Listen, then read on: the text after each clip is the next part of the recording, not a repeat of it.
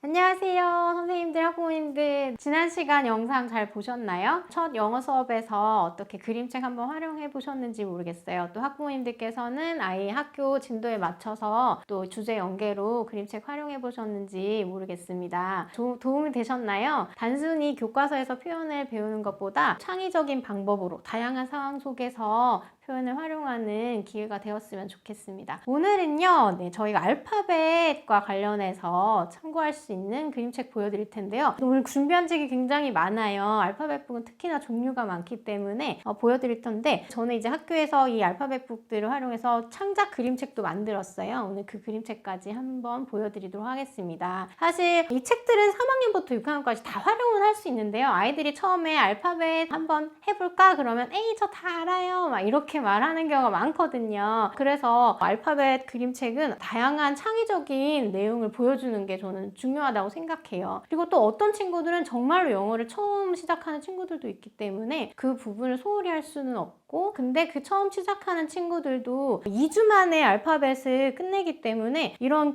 다양한 방법으로 그림책으로 계속 복습을 해주시면 좋아요. 그래서 한번 소개를 해보도록 보겠습니다. 먼저 저희가 중학년에서 활용하실 수 있는 알파벳 그림책 보여드리면요. 영어 알파벳은 우리와 다르게 독특하게 대문자와 소문자가 있잖아요. 그게 보통 그림책에는 대문자만 나오거나 아니면 소문자만 나오는 경우가 많은데, 이 그림책엔 대문자와 소문자가 함께 나와요. 그리고 귀엽게도 소문자는 아이들, 그리고 대문자는 부모님, 어른들로 표현이 되어 있어요. 그래서 아이들이 굉장히 재미있어하는 책인데요. 이 야자나무에 개구쟁이 알파벳들이 올라갑니다. 소문자 알파벳들이. 올라가서 만나자 하고 막 올라가요. 그러면 아이들과 함께 말하죠.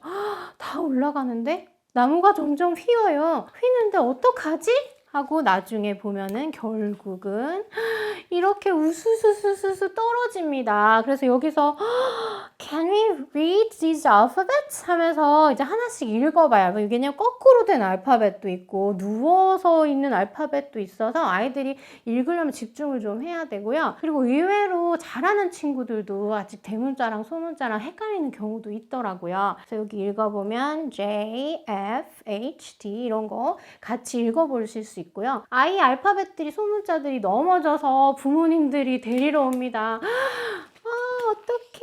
그래서 여기 보면은 Mamas and papas and uncles and aunts hug their little dears, then dust their pants. 네, 아이들이 이렇게 옷을 털어주고 아플까봐 안아주는 모습인데요. 대문자가 소문자를 이렇게 안고 있는 모습이 나와서 굉장히 사랑스럽기도 하고 대소문자를 같이 읽어보는 시간을 가질 수도 있습니다. 그래서 한번 소개드려 봤고요. 그 다음에 Alphabetics라는 책은요. 저는 이거를 한꺼번에 쭉 읽지 않고 매 시간마다 배운 알파벳을 그 다음 시간에 복습할 때 활용을 하는데요. 예를 들면 이 책을 전체를 먼저 보여주는 게 아니라 이 부분만 나머진 가리시고 이 부분만 보여주는 거예요. 여기만. 그러면 이 알파벳은 뭘까? 하고 어떤 알파벳이 떠올라요? 물어보면 아이들이 이 D라는 걸 이제 생각을 해내는 거죠. 그래서 D가 점점점 변해서 이런 드래곤이 되는 모습을 한번 보여주실 수 있어요. 그래서 매 시간 조금씩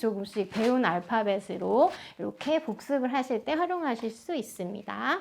그리고 나머지 마지막에 다 배웠을 때 이제 처음부터 끝까지 같이 읽어보면서 보실 수 있겠죠? 그리고 이제 고학년들 같은 경우는 알파벳을 다 알지만 그러면은 우리가 선생님이 보여주는 그림책을 참고해서 후배들을 위해서, 동생들을 위해서 한번 알파벳 책을 만들어 볼까 하는 이야기로 알파벳북을 보여주기도 하는데요. 참고 자료들이 되게 많아요. 이 알파벳 시티라는 책은 칼데코 상도 받았는데 주변에서 보이는 알파벳 모양들로 꾸며놓은 책입니다. 그래서 아이들이 굉장히 신기해해요. 예를 들면 이런 걸 보면서 Can you read this alphabet? 하면 이제 알파벳 E라는 거, 그리고 이건 대문자라는 거 이제 아이들이 읽을 수 있겠죠. 이건 이제 우리 주변 거리에서 볼 수 있는 모양들을 담은 책이고요. 그 다음에 이 책 Alphabet from the Sky, 이 책은 항공사진으로 알파벳 모양을 이렇게 찾아놓은 책입니다. 그래서 보시면 하늘에서 내려다 봤을 때 알파벳 모양을 발견할 수 있을지에 대한 책이에요. 여기 문장도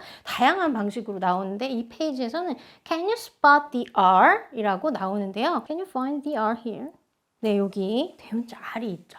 이렇게 해서 아이들이 굉장히 항공사진을 신기하게 보고요. 그 다음에 또 멋진 책이 있는데 ABCs from Space. 이 책은 위성에서 자연 경관을 찍은 책인데 거기에서 알파벳이 발견된 사진들이 나옵니다. 그래서 보시면 What alphabet is it? 하면 아이들이 와 A 여기 어디예요? 질문을 하잖아요.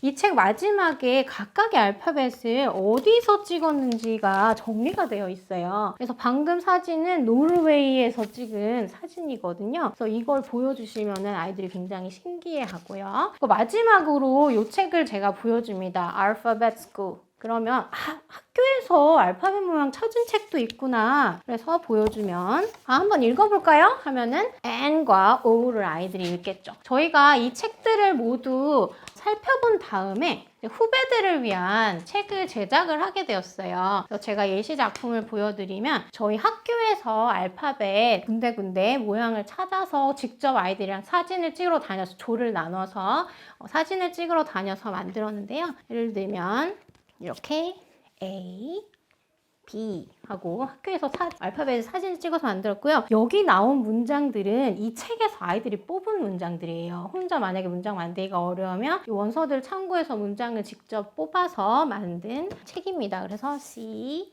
D 이렇게 되죠. 그래서 요거를 포토북 제작하는 방식으로 저희가 책을 만들었었고요. 그리고 3학년 친구들에게는 알파벳 다 배웠으니까 이제 읽을 수 있죠? 하면서 이 책들을 보여주고 선배들이 만든 책도 이렇게 보여줬어요. 그러면 우리도 책 만들고 싶어요. 그런 반응이 있거든요. 그래서 그 다음에는 제가 또 3학년 친구들 다른 프로젝트를 했는데 어떤 프로젝트냐면 주제별 알파벳 책을 보여줬어요. 그래서 아까 말씀드렸다시피 알파벳은 처음 2주에 배우지만 이거 계속적으로 반복해서 복습을 해주면 좋은데 교과서가 이제 단원별로 어휘가 주제군으로 묶여 있다 보니까 그 주제에 해당되는 알파벳북을 소개하면서 자연스럽게 알파벳도 복습이 되고 다양한 그 주제에 해당되는 어휘들을 배울 수가 있어요. 예를 들면 동물 단원을 배웠다. 그러면 이렇게 ABC Animals라는 책을 아이들에게 소개해줘요. 그래서 여기 보면 표지에 이미 A로 시작하는 동물이 나와 있잖아요. 그래서 ABC Animals 이 책은 어떤 내용을 담고 있을까? 그러면 아이들이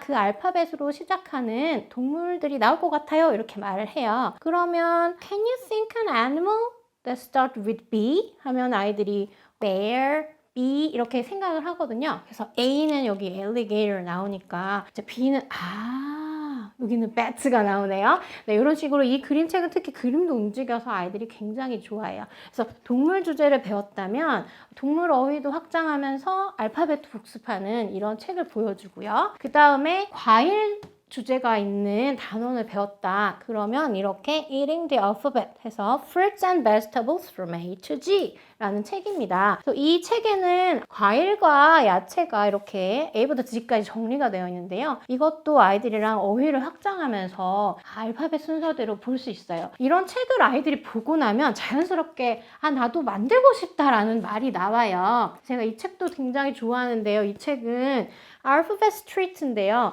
거리에서 볼 수 있는 가게나 장소를 이렇게 알파벳 순서대로 쫙 해놓은 책이에요. 이거 병풍책이고 엄청 튼튼해서 교실 뒤에 비치해 놓으셔도 아이들이 너무 좋아할 것 같거든요. 그래서 이렇게 열어볼 수도 있어요.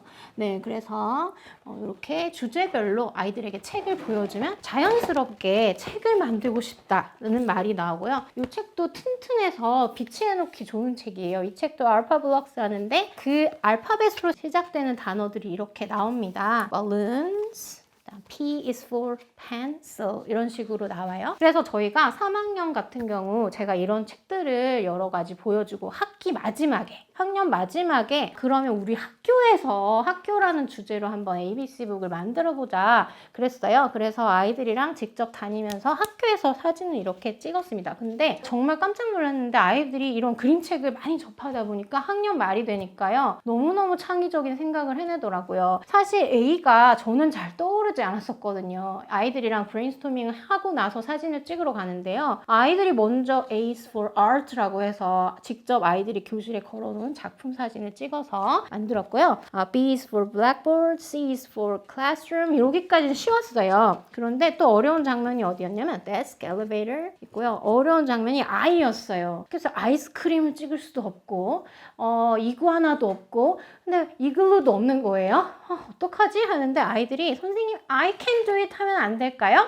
그렇게 우리 can 동사 또 배우거든요. 그래서 그걸 아이들이 생각을 해내서 이런 장면을 저희가 찍었고 너무 뿌듯해하고 그랬습니다. 또 어려운 단어가 R이었는데요. R은 아이들이 어떻게 생각해냈을까요? rock, paper, scissors 생각을 해냈어요. 그래서 너무 기특했고 보람이 있었던 책이었습니다. 네, 그래서 한번 학기 말에 이런 활동을 해보시면 좋고 그리고 이제 빈 종이로 된 스크랩북을 한 권씩 나눠주고 그러면 이 주제들 중에서 내가 만들고 싶은 알파벳 책 주제를 정해서 한번 또 만들어보자 해서 마지막 작품으로 각자가 그 책을 만들었던 활동을 또 했습니다. 그러면 이제 마지막으로 교실에 또 비치하면 좋을 책들이 있는데요. 이런 거는 이제 지난 시간에는 그림 사전을 보여드렸는데 그건 이제 주제별로 어휘가 정리되어 있잖아요. 근데 이 책들은 알파벳 순으로 정리가 되어 있어요. 그래서 사전은 이렇게 원래 만들어지는 거구나 아이들이 알 수 있고요. 교과서에서 배운 단어들을 알파벳 순으로 쫙 핵심 단어들을 정리를 해보는 활동을 할 수도 있어요. 그래서 이런 책들도 교실에 비치를 해두시면 자연스럽게 아이들이 이제 다양한 형식의 책도 접하면서 어휘도 확장되고 배운 내용도 정리할 수 있는 그런 기회가 됩니다. 네, 도움이 되셨으면 좋겠는데요. 알파벳 활동은 정말 3학년부터 6학년까지 전 학년에 걸쳐서 해도 재미있는 활동이라서요. 네, 추천드리고 싶네요. 네, 그러면 이번 주도 잘 영어 수업 하시고 다음 주에도 뵙겠습니다. 바이바이.